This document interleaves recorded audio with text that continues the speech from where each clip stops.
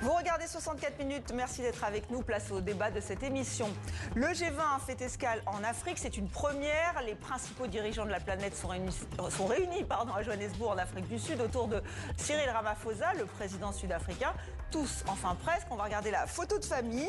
Donald Trump, ne le cherchez pas, il n'est pas là. Il a boycotté l'événement. Xi Jinping lui a envoyé une délégation. Vladimir Poutine n'est pas là non plus. Pas de président argentin. Lui aussi a suivi Donald Trump. L'Afrique veut prendre sa place, toute sa place dans ces rendez-vous internationaux.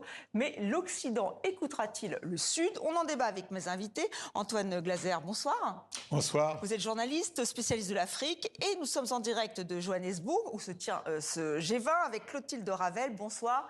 Vous êtes journaliste pour Africa Intelligence. Vous suivez ce sommet.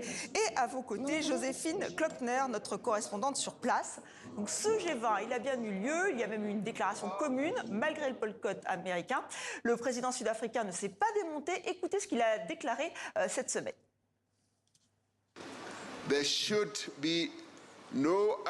Il ne devrait pas y avoir de règles tacites concernant ceux qui festoient et ceux qui doivent se contenter des miettes. Il n'est pas acceptable que la situation géographique, le niveau de revenus ou la puissance militaire d'un pays détermine qui a son mot à dire et qui est traité avec mépris. Cela signifie essentiellement qu'il ne devrait pas y avoir d'intimidation d'une nation par une autre. Nous sommes tous égaux. Et donc nous sommes en direct avec notre correspondante en Afrique du Sud, Joséphine Klockner. Cyril Ramaphosa voulait faire une vitrine de ce G20, le premier, on le rappelle encore une fois, en Afrique. Le pari est-il réussi ? Oui, en tout cas, Cyril Ramaphosa a bien réussi à tenir tête et à mener à bien le sommet malgré les écueils placés par les États-Unis ces derniers mois. Il y a d'abord eu les accusations d'un prétendu génocide des fermiers blancs en Afrique du Sud, puis toute une série d'interactions de plus en plus tendues, jusqu'à ce que Donald Trump décide donc de boycotter le G20. Il ne s'en est pas tenu là. Il y a quelques jours, il a fait valoir son opposition à la signature d'une déclaration commune en l'absence des États-Unis.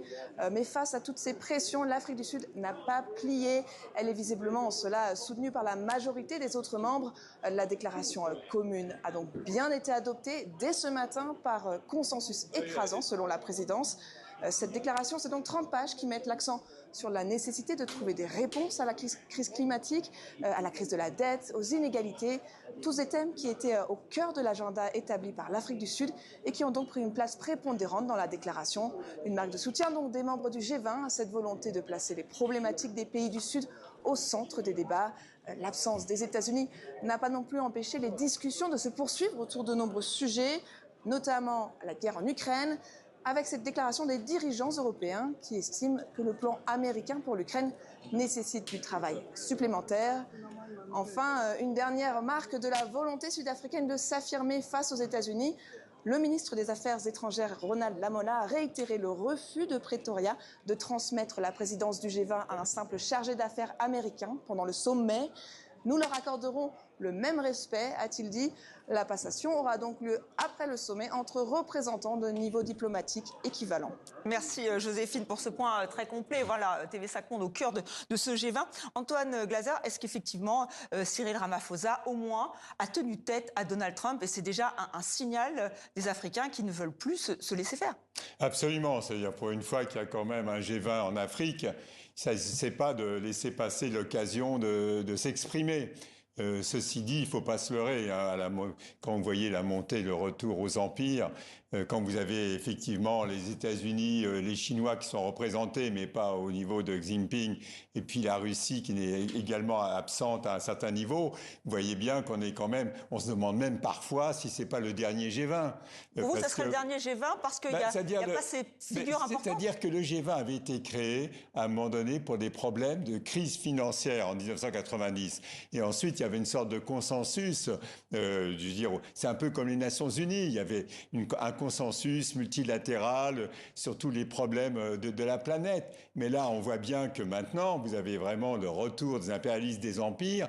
Et quand on parle de la dette, qu'on parle du climat, mais vous avez des grands pays comme les États-Unis ou même la Chine. Bon, la Chine différemment. Donc, il y a le Premier ministre qui quand même était présent. Oui, on est quand même à un tournant où finalement ce G20, il faut pas non plus, bon, c'est formidable qu'il se soit tenu en Afrique, c'est formidable qu'il y ait eu bien sûr une résolution, ça fait plaisir de voir l'image de famille, mais très franchement, il faut savoir que quand vous voyez l'Afrique, qu'on ait problème que le service de la dette de l'Afrique... Oui, parce que l'objectif de Cyril Ramaphosa, c'était de parler des problèmes qui touchent les Africains, de reprendre la main sur la dette, effectivement, voir comment on peut gérer. La dette... Et là, on a plus parlé de l'Ukraine, c'est ça que vous soulignez? Oui, mais le service de la dette de l'Afrique, ça représente... Le service de la dette, ça veut dire c'est les intérêts que chaque année, vous devez rembourser. Et ça représente les dépenses de santé, ça représente tout ce qui concerne le climat, etc. Et par exemple, la Chine porte toute une partie de la dette africaine. Le fait que la Chine ne soit pas là au niveau de Xi Jinping, c'est vrai que c'est un problème. Le fait qu'est-ce qu'ils demandent finalement les Africains? Ils demandent aussi le fardeau de la dette. Au niveau du climat, c'est eux qui payent les problèmes des climats, de la crise climatique, c'est l'Afrique qui paye. Et finalement, les sujets réellement qui concernent l'Afrique, je dis pas qu'ils sont traités. Pour vous, ils n'ont pas été assez abordés. Pourtant, il y a eu effectivement cette déclaration aussi sur les minerais, parce que ça, c'était une question importante, parce que très concernante pour l'Afrique. Il faut savoir que l'Afrique, les minerais africains, l'Afrique ne touche que 5% de l'ensemble des exportations de ces minerais. Et moi, je peux vous dire que la vraie guerre, malheureusement, qu'il va y avoir en Afrique dans les prochaines années, c'est le vrai Far West minier africain, avec une guerre pour ces minerais stratégiques, terres rares, on parle du cobalt, du lithium, etc. Maintenant, tout le monde sait qu'on a ça dans nos portables. Et donc, c'est ça. Et c'est terrible. Ça devrait être, à mon avis, ça aurait dû être le sujet numéro 1 de ce G20. Très bien. Les mines en Afrique. Donc, a priori, nous sommes avec Clotilde Ravelde. Clotilde, merci d'être avec nous. Vous aussi, vous partagez cette analyse d'Anton Glaser, peut-être le dernier G20. Et finalement, pour une fois que l'Afrique pouvait s'exprimer, d'autres sujets sont passés devant. Alors, je pense que l'intervention du président français Emmanuel Macron a contribué à ce narratif de c'est le dernier G20, ou en tout cas le G20 est non pas en état de mort cérébrale comme il l'avait dit pour l'OTAN, mais en mauvaise position. C'est une posture qui évidemment n'est pas du goût de l'Afrique du Sud qui organise ce G20 et qui espère malgré tout que ça continuera. Mais c'est vrai que les débats, Antoine Glaser l'a très bien dit, ont été parasités par la question de la guerre en Ukraine. Les Européens ont pris cette occasion du G20 pour se retrouver, en excluant même l'Afrique du Sud, qui est quand même le pays hôte des débats. Et quand Emmanuel Macron a été interrogé à cet égard, il a répondu que c'était une question de défense européenne et donc que ça expliquait l'absence de l'Afrique du Sud dans la discussion. Effectivement. Alors, vous évoquez Emmanuel Macron. Alors, on va l'écouter. Alors, c'était pas à Johannesburg, hein, c'était l'étape d'avant, c'est-à-dire à l'île Maurice. Et voici ce qu'il a déclaré, Emmanuel Macron. La France n'entend pas dominer, elle veut rassembler. Elle n'entend en rien imposer, elle veut coopérer.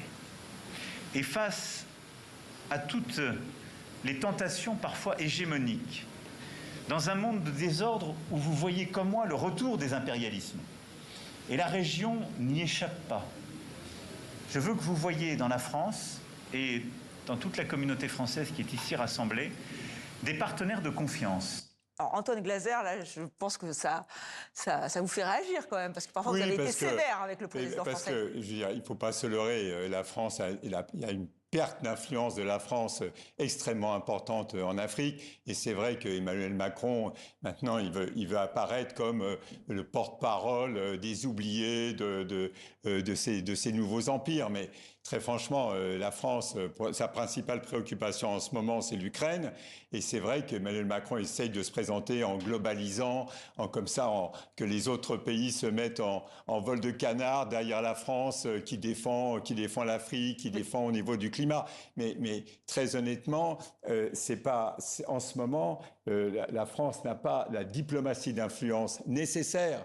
Je veux dire, ça soit même aux Nations Unies. Et c'est pour ça que moi, je suis pas défaitiste, mais il faut voir la réalité de ce qui se passe actuellement entre Américains, Chinois et Russes. pour comprendre que l'Europe pèse de moins en moins. C'était important de voir l'Europe comme ça se mobiliser sur l'Ukraine. Mais maintenant, c'est vraiment chacun pour soi. L'Afrique doit se défendre elle-même. Si l'Afrique ne se défend pas elle-même, l'Afrique, c'est comment se défendre elle-même? Parce qu'effectivement, là, avec ce G20, on a vu que certains thèmes étaient justement très liés à l'Afrique. On va demander peut-être que Clotilde Ravel, est-ce que, voilà, effectivement...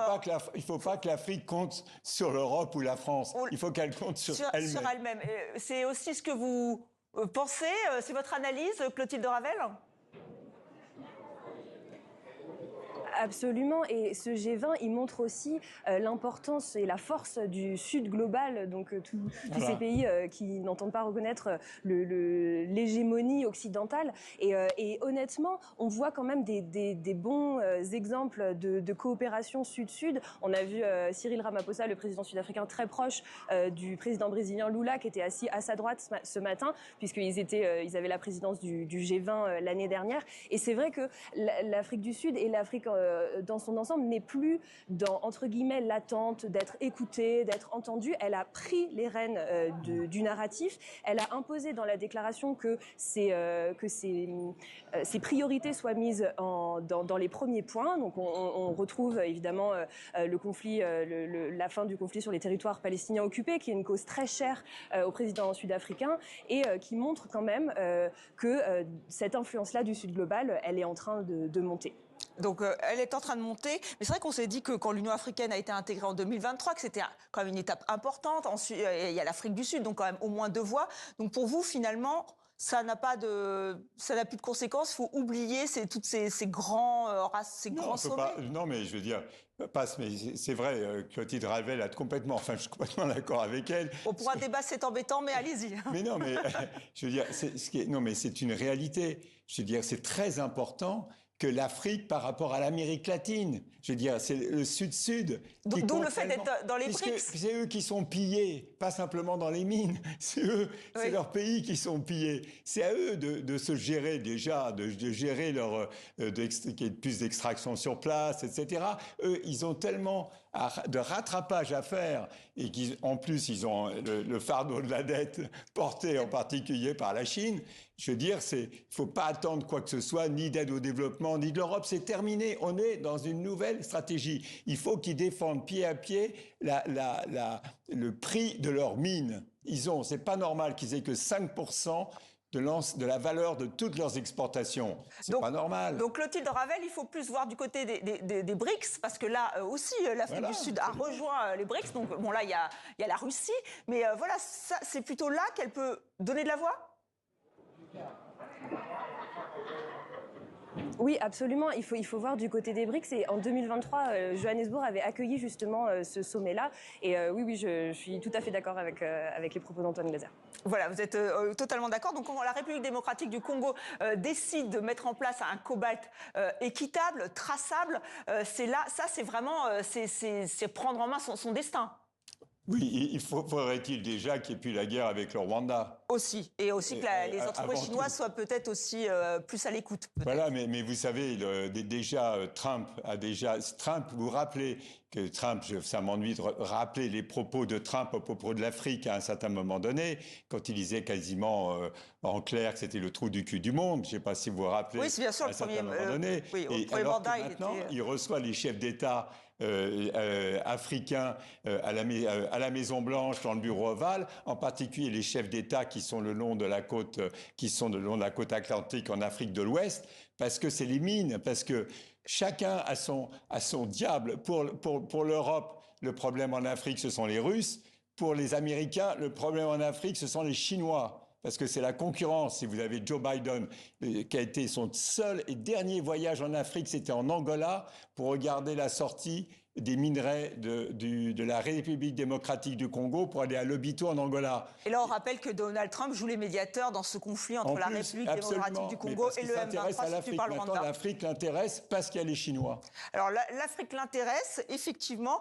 Clotilde Ravel, est-ce que là, quelle instance alors peut prendre parole, prendre position justement pour éviter que ça devienne un Far West?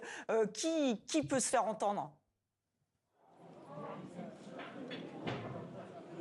Je pense que les pays concernés doivent se faire entendre et tentent de le faire, et que c'est par là. Enfin, je crois que l'ère des arbitres, des médiateurs, etc. est peut-être un peu révolue. En tout cas, jusqu'ici, j'ai pas eu l'impression de franc succès en la matière, et que à chaque fois qu'un pays reprend en main son narratif et son destin, les choses sont plus évidentes. Et est-ce que ça peut passer par des instances comme l'Union africaine, où chacun doit, de gré à gré, négocier avec la Chine, les États-Unis, la Russie ? Alors, en l'occurrence, j'ai envie de faire un petit détour pour vous parler de l'Union européenne, qui actuellement est dépendante à 100% des importations de manganèse de la Chine, et qui, juste avant le sommet du G20, a signé avec l'Afrique du Sud un accord de coopération. Alors, c'est un début, un embryon d'accord, mais qui permet vraiment de poser les jalons d'échanges où l'Afrique du Sud et l'Union européenne sont en lien directement, et c'est un de ces exemples de comment on peut pour le coup, un exemple européen de comment on peut réduire sa dépendance à la Chine, notamment sur les minerais critiques. Vous aurez le mot de la fin ? L'histoire du manganèse, c'est d'autant plus important. Vous allez voir qu'on va en reparler quand Emmanuel Macron va se rendre au Gabon, parce que le Gabon a énormément de manganèse, et c'est une boîte française Eramet. Donc vous allez retrouver le fil rouge du manganèse pendant tout le voyage d'Emmanuel Macron. On va suivre ça avec attention, évidemment. Merci beaucoup à vous deux d'avoir accepté notre invitation, et merci à Joséphine Klockner pour les moyens techniques. Merci encore.